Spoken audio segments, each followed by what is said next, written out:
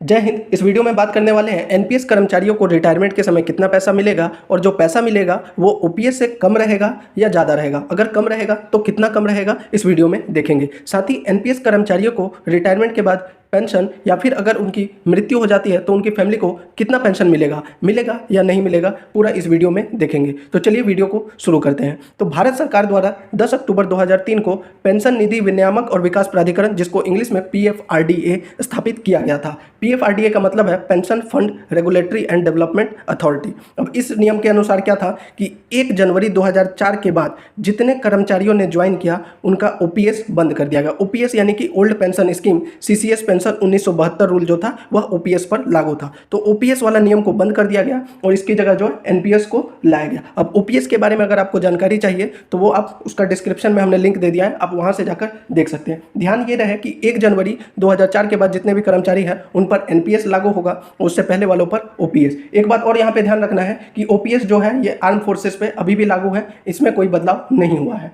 अब बात कर लेते हैं ओपीएस और एनपीएस में मुख्य अंतर क्या है। तो देखिए, ओपीएस में पेंशन की एक गारंटी होती है कि मिनिमम इतना पेंशन तो आपको मिलना ही है, और अगर डेथ हो गया तो उसमें भी फैमिली को इतना मिनिमम फैमिली पेंशन मिलेगा। यह ओपीएस के फायदे हैं। लेकिन एनपीएस में ऐसी कोई भी गारंटी नहीं है। यहाँ पे आपको पता नहीं है कि कितना अमाउंट आपको मिलेगा, क्योंकि एनपीएस प्रणाली में जो है कर्मचारी और सरकार दोनों के द्वारा एक निश्चित राशि जो है वह एनपीएस फंड में जमा किया जाता है। अब एनपीएस में जो कंट्रीब्यूशन होता है वह कैसे होता है और कितना होता है। तो एनपीएस में कंट्रीब्यूशन जो है वो कर्मचारी की सैलरी का 10%। अब 10% जो ये होता है वह उसके बेसिक पे और डीए को इंक्लूड करके निकाला जाता है। जैसे मान लीजिए किसी कर्मचारी का बेसिक पे 30,000 रुपये है और अभी 50% डीए है, तो यानी उसका टोटल कितना हो गया अमाउंट, तो वो 30,000 और 15,000। 15,000 यानी कि उसका डीए 50%, यानी टोटल 45,000 हो गया। अब 45,000 का 10% निकाल लीजिए, यानी कि 4500 रुपये जो है वह कंट्रीब्यूट करेगा अपने एनपीएस फंड में। और इसी में जो है सरकार भी 45,000 का 14%, सरकार की तरफ से जो है 14% एनपीएस में योगदान किया जाता है। और इन दोनों को मिलाकर ही एनपीएस का जो है वह फंड बनता है। हालांकि पहले जो है सरकार 10% ही कंट्रीब्यूट करती थी, लेकिन 1 अप्रैल 2019 से सरकार ने 14% कंट्रीब्यूट करना शुरू कर दिया। साथ ही यहाँ पर एक चीज़ और ध्यान में रखना है, अगर आपका सस्पेंशन पीरियड चल रहा है, अगर आप सस्पेंड है, तो उस समय आपके पास ऑप्शन होता है कि आपको अपना 10% अमाउंट एनपीएस में कटवाना है या नहीं कटवाना है। अगर आप 10% अमाउंट नहीं कटवाएंगे तो सरकार भी उसमें 14% कंट्रीब्यूट नहीं करेगी, और अगर आप उस समय कटवाएंगे तो सरकार भी 14% उस समय कंट्रीब्यूट करेगी। अब बात कर लेते हैं एनपीएस कर्मचारी को कितना पैसा मिलेगा और क्या क्या मिलता है रिटायरमेंट में। उससे पहले एक और जानकारी मैं आपको दे देता हूं कि अभी सभी कर्मचारियों से जो है एक फॉर्म भरवाया जा रहा है, जिसमें उसे ओपीएस का ऑप्शन दिया जा रहा है। यह किस स्थिति में मिलेगी, अगर सर्विस के दौरान किसी कर्मचारी की मृत्यु हो जाती है तो उसकी फैमिली को जो है ओपीएस पेंशन के नियम के तहत जो है पेंशन दिया जाएगा। लेकिन ध्यान ये रहे कि आपने अगर फॉर्म में भरा है ओपीएस, तभी आपकी फैमिली को जो है ओपीएस मिलेगा। अगर आपने एनपीएस का ऑप्शन रखा है तो फिर वो एनपीएस के तहत ही मिलेगा। अब यहाँ पर एक प्रश्न आ जाता है कि अगर डेथ हो जाती है इन सर्विस और जो एनपीएस में पैसा कटा है कर्मचारी का वो मिलेगा या नहीं। तो देखिए, ऐसी सिचुएशन में अगर डेथ हो जाता है और आपने अगर फॉर्म में भरा हुआ है ओपीएस, तो आपकी फैमिली को ओपीएस के तहत जो है पेंशन मिलेगा,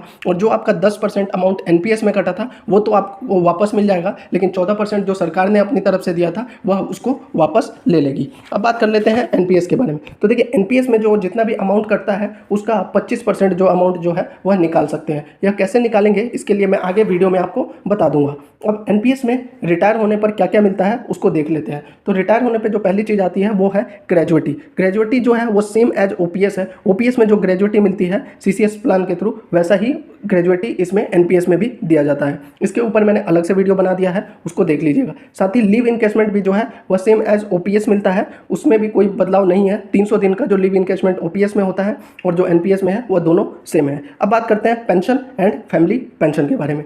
तो पूरी सर्विस में जितना कॉन्ट्रीब्यूशन हमारे द्वारा यानी कि कर्मचारी द्वारा और सरकार के द्वारा जो होता है, उन दोनों को मिलाकर विथ इंटरेस्ट जो अमाउंट बनता है उसको बोलते हैं कॉर्पस अमाउंट। अब जो कॉर्पस अमाउंट होता है उसमें से आप क्या कर सकते हैं कि 60% अमाउंट जो है आप विथड्रॉ कर सकते हैं।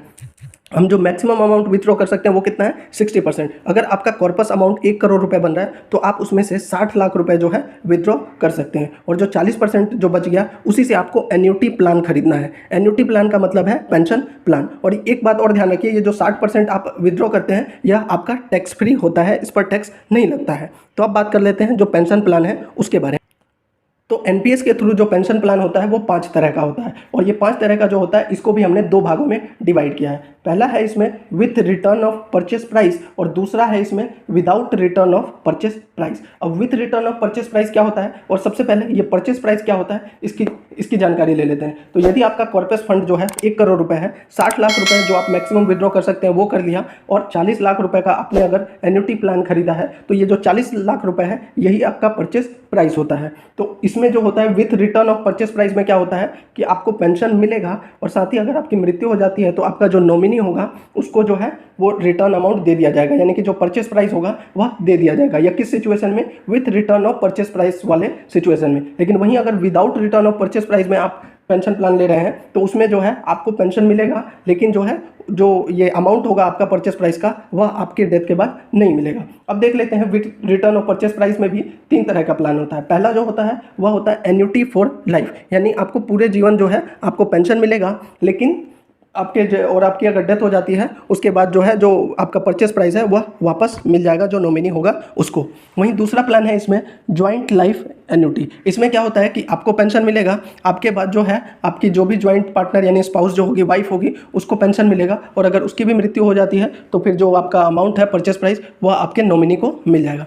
तीसरा इसमें आता है एनपीएस फैमिली इनकम। इसमें पहले आपको मिलेगा, उसके बाद अगर आपकी मृत्यु हो जाती है तो आपकी वाइफ को मिलेगा, और उनकी भी मृत्यु हो जाती है तो नॉमिनी को मिलेगा पेंशन, और उसके बाद जो है आपका अमाउंट भी मिल जाता है जो नॉमिनी को होता है उसमें। ये हो गया with return of purchase price. अब बात कर लेते हैं without return of purchase price. तो इसमें 2 होता है, एक होता है एन्युटी फॉर लाइफ, इसमें आपको पूरा जीवन जो है पेंशन मिलेगा, लेकिन अगर आपकी डेथ हो जाती है तो कोई अमाउंट परचेस प्राइस का वापस नहीं होगा। वहीं ज्वाइंट लाइफ ऑफ एन्युटी होता है दूसरा। इसमें क्या होता है कि आपको पेंशन मिलेगा और आपकी वाइफ को भी पेंशन मिलेगा, लेकिन अगर ऐसा मतलब डेथ हो जाती है तो फिर वो जो अमाउंट है इसमें विदाउट रिटर्न है, तो इसमें परचेस प्राइस वापस नहीं मिलेगा। तो ये तो होगी पेंशन की जानकारी। एक चीज़ और बता देता हूँ, इसमें टैक्स बेनिफिट भी आपको मिलता है अगर आपका एम्प्लॉय कंट्रीब्यूशन जो है उसमें अंडर सेक्शन 80CCD/1 का जो है इसमें आप 1.5 लाख रुपए तक का जो है टैक्स रिबेट ले सकते हैं। वहीं अंडर सेक्शन 800CCD/1B में जो है आप 50,000 रुपये तक का रिबेट भर सकते हैं, जिसमें मेनली हम देखते हैं LIC और म्यूचुअल फंड वगैरह का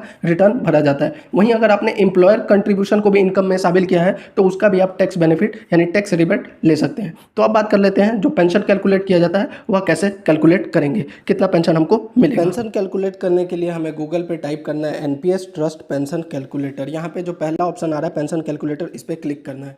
जैसे ही हम इस पर क्लिक करेंगे हमारे पास ऐसा इंटरफेस खुलकर आ जाएगा। यहाँ पर पहला ऑप्शन है माय डेट ऑफ बर्थ। यहाँ पे आपका वो डेट ऑफ बर्थ डालना है जिस पे आपकी नौकरी लगी थी। तो हम मान के चलते हैं हमारा जो एज है 25 वर्ष की एज पर जो है हमारी नौकरी लगी थी, तो आज से 25 साल पहले का हम एक डेट डाल देते हैं, यानी 2024 है तो हम 1999 का डाल देते हैं। 1999 19 अगस्त को जो है हमारी नौकरी लगी थी, जब हमारी एज कितनी थी, 25 साल थी। अब यहाँ पे दिखा रहा है I would like to contribute, कितना आपका जो है NPS में कट रहा है। तो मान लीजिए अभी जितना भी कट रहा है 7,000 8,000 5,000, आने वाले समय में बढ़ेगा 10,000 12,000 ऐसे। तो एक एवरेज ले लेते हैं कि हमारा जो है 10,000 रुपये कटेगा, एक एवरेज मान के चलते हैं 10,000। तो यहाँ पे हमने 10,000 कर दिया। नीचे ऑप्शन आ रहा है I would like to continue contributing till the age of. तो हम 60 साल की मान के चलते हैं नौकरी है हमारी, अभी हमारी 25 साल एज है और 60 साल तक हम यहाँ पे कंट्रीब्यूट करने वाले हैं। उसके बाद नीचे दिखा रहा है माई टोटल कंट्रीब्यूशन, तो 25 पे आपकी नौकरी लगी, 60 साल तक कट रहा है तो यहाँ पे 35 साल, ठीक है। उसके बाद कह रहा है माई एक्सपेक्टेशन ऑफ रिटर्न, तो मिनिमम मान के चलिए 10% जो है वो मिलता है, तो हम 10% मान के चलते हैं, क्योंकि ये जो अमाउंट है वह एक मतलब कि निश्चित और श्योर वाले में लगाया जाता है। तो यहाँ पे 10% का हम रिटर्न मानकर चलते हैं कि 10% का रिटर्न है। I would like to purchase annuity, और एन्युटी प्लान आपको पता है जैसा कि मैंने बताया कि मिनिमम 40% पे आपको खरीदना है, तो हम मान के चलते हैं हम अपना परचेस प्लान जो है वो 40% पर एन्युटी पर खरीद रहे हैं। वहाँ पे नीचे दिखा रहा है I am expecting N annuity rate of 6%। ये हर साल थोड़ा बहुत ऊपर नीचे होते रहता है, तो रिटायरमेंट के समय मिनिमम आपका मान के चलिए 6% रहता है, तो हम 6% के हिसाब से यहाँ पे कैलकुलेट कर रहे हैं। तो देखिए यहाँ पे जैसे ही 6% के हिसाब से हम कैलकुलेट कर रहे हैं, यहाँ पे खुल के आ जा रहा है कि कितना अमाउंट आपका बन रहा है। यहाँ पे टोटल कॉर्पस दिखा रहा है आपका 3,82,82,768 रुपये आपका टोटल अमाउंट दिखा रहा है, टोटल कॉर्पस जो है। और टोटल इसमें और यहाँ पे दिखा रहा है आपका 60% और 40%। तो आपका जो टोटल अमाउंट है, टोटल कॉर्पस जो है 3,82,82,768, इसमें से आप 2,29,69,69,661 रुपये जो है आप निकाल सकते हैं, विद्रॉ कर सकते हैं, और 1,53,13,107 रुपये का जो है आपका एन्युटी प्लान बनेगा। और तब आपका कितना पेंशन बन रहा है, तो यहाँ पे दिखा रहा है your expected monthly pension will be 76,566। तो अब बात कर लेते हैं जो मैंने शुरू में बताया था कि एनपीएस से आप 25% जो है अमाउंट निकाल सकते हैं। उसके लिए आपको गूगल पे जाना है, एनएसडीएल सीआरए सर्च करना है और ऊपर जो ये सीआरए एनएसडीएल आ रहा है इस पर क्लिक करना है। जैसे ही आप इस पर क्लिक करेंगे आपके सामने ऐसा इंटरफेस खुलकर आ जाएगा। यहाँ पे जो लॉगिन का ऑप्शन आ रहा है इसमें आपको लॉगिन कर देना है। तो यहाँ पे हम अपना प्रान नंबर एंट्री कर दे रहे हैं। तो यहाँ पे हमने अपना यूजर आईडी और पासवर्ड डाल दिया, साथ ही कैप्चा को भी एंटर कर दिया और अब सबमिट कर देते हैं। जैसे ही हम सबमिट करेंगे हमारे पास ऐसा इंटरफेस खुलकर आ जाएगा। यहाँ पे आप देख रहे होंगे ऑप्शन आ रहा है कंटिन्यूएशन एंड विड्रॉल। इसमें विड्रॉल पे जाना है और टायर 1 पार्शियल विड्रॉल पे क्लिक करना है और फिर इनिशिएट रिक्वेस्ट पे क्लिक करना है। जैसे ही आप यहाँ पे जाएंगे यहाँ पे ओके का ऑप्शन आएगा। यहाँ पे क्लिक करके आप जो है अपना प्रान नंबर यहाँ डाल के रिक्वेस्ट रेज कर सकते हैं। तो उम्मीद करता हूँ कि आपको ये वीडियो पूरा अच्छे से समझ में आ गया होगा और एनपीएस से जुड़े जितने भी प्रश्न थे आपको उनका जवाब मिल गया होगा। तो वीडियो अच्छा लगा हो तो चैनल को जरूर सब्सक्राइब कर दीजिए, वीडियो को लाइक कर दीजिए और साथ ही शेयर कर दीजिए। जय हिंद।